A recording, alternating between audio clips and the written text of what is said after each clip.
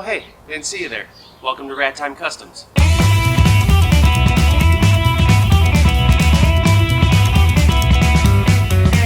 Alright, first car review, and we're starting with one of my own.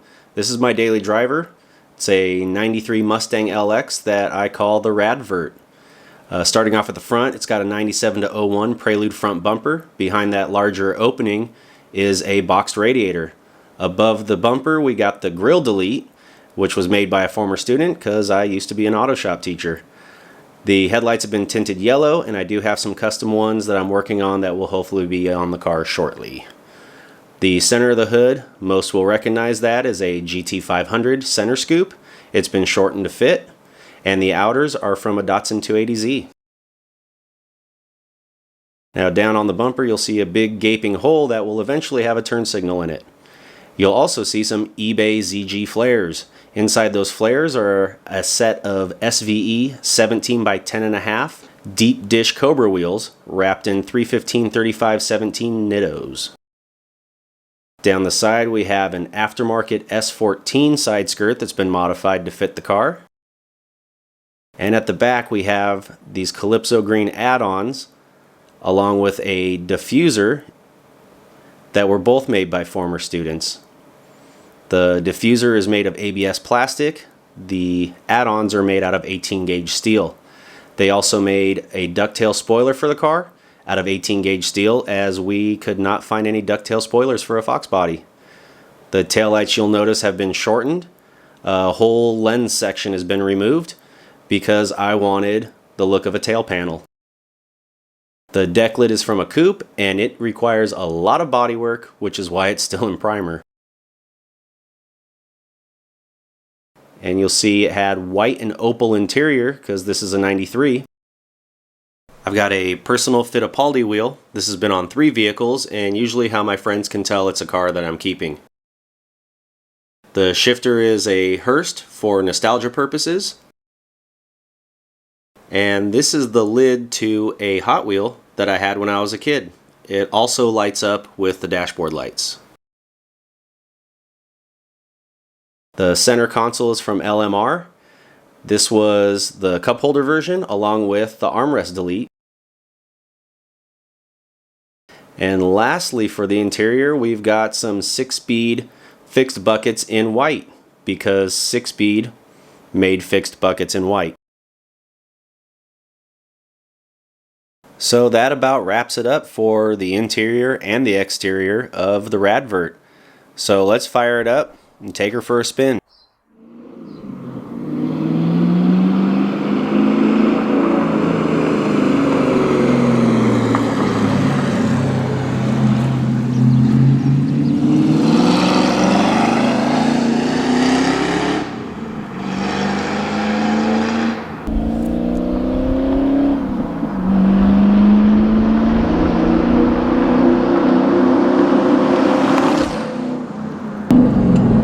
My 1993 Ford Mustang LX 5.0 5-speed convertible. I searched for this car for many years.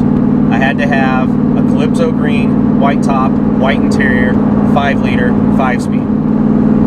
This car has been serving my daily duties for about 5 years. In that 5 years, most of the things that I've done on it are all suspension oriented.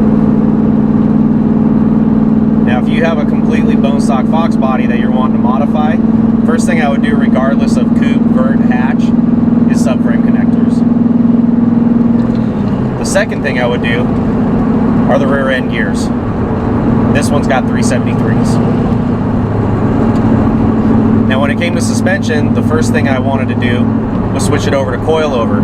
By going coilovers in the front, I was able to run Maximum Motorsports lower control arms that are offset. That offset allowed me to gain more caster and made this car a lot easier to just kind of point and shoot. For springs, I went with their 350-pound springs up front with Coney adjustables. And for the rear, I went with an H&R race spring with Coney adjustables. The rear suspension is what's most commonly known as a poor man's 3-link. Poor man's 3-link is where you remove one of your upper control arms in the rear and you attach a panhard bar. by removing one of the control arms in the rear, you don't get the suspension bind that you would have by adding the panhard bar. So I do have a Maximum Motorsports rear panhard bar, and I also have rear lower control arms for Maximum Motorsports that are adjustable.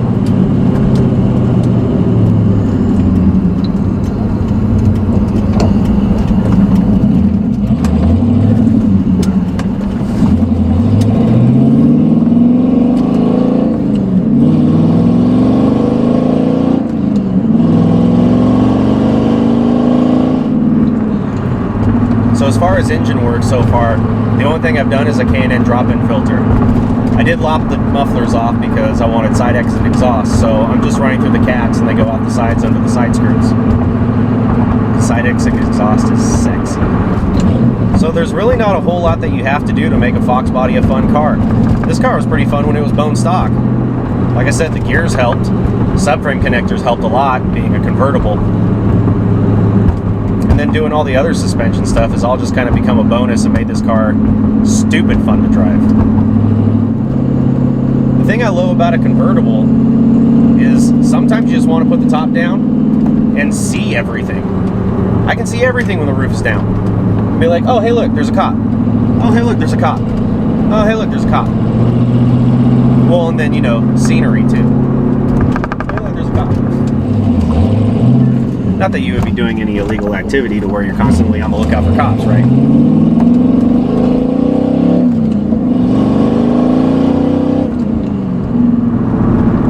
Another thing with convertibles is if you start looking into the classic car aspect of it, which these cars are starting to become and gaining in value, there's an old saying, when the top goes down, the price goes up. And eventually it is probably going to get to a point where convertibles are more valuable than everything else. But let's say it doesn't. At least you're stuck with a very fun car.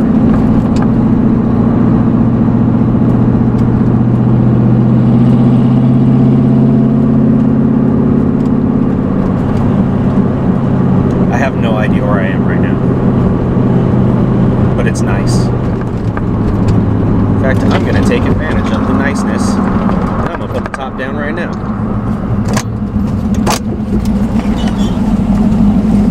There we go.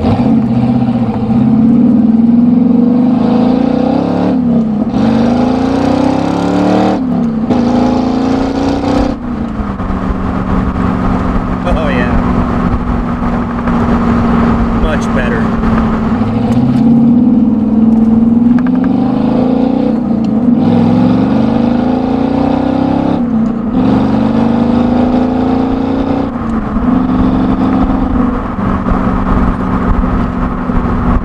That my quarter windows go down.